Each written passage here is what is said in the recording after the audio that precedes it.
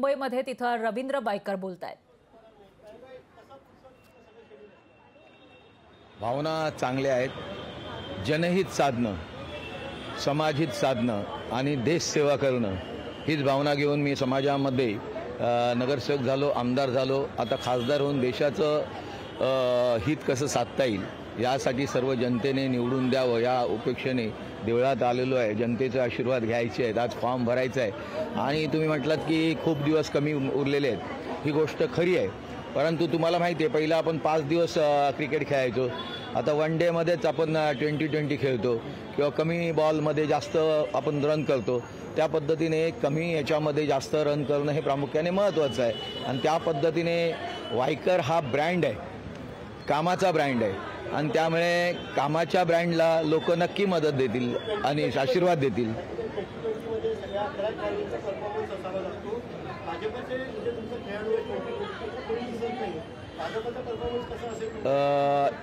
इथं फक्त ward wise आपण हे केलेलं आहे, त्यामुळे त्यांच्या इथून तुम्हाला आता फॉर्म भरताना जी गर्दी दिसेल तो जनसागर असेल आशीर्वाद देण्यासाठी आलेला।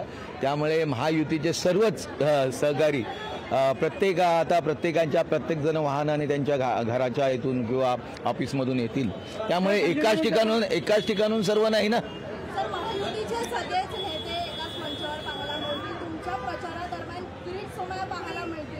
आता ते त्यांनाच विचारा। संजय साहेब आज येत आहेत, काय फायदा होणार?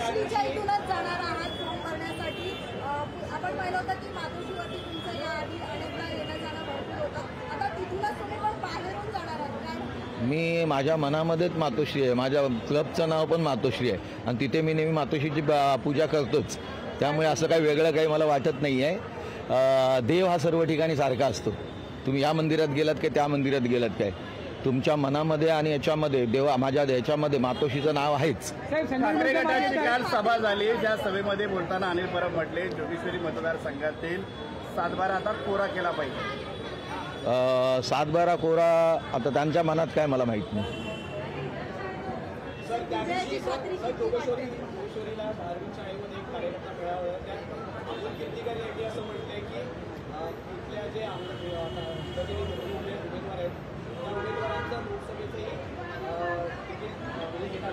पराभव होईल आणि विधानसभेची दारे देखील बंद होतील। प्रामुख्याने खरी गोष्ट आहे, विरोधक अशा गोष्टी बोलणारच ना, त्यांच्याकडे बाकी काही विषयच नाही आहे।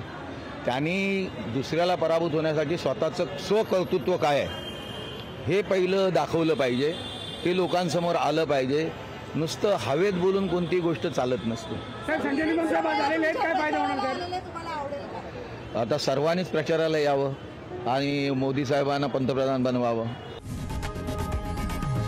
लोकशाही मराठी ऐका, पहा, जागरूक रहा।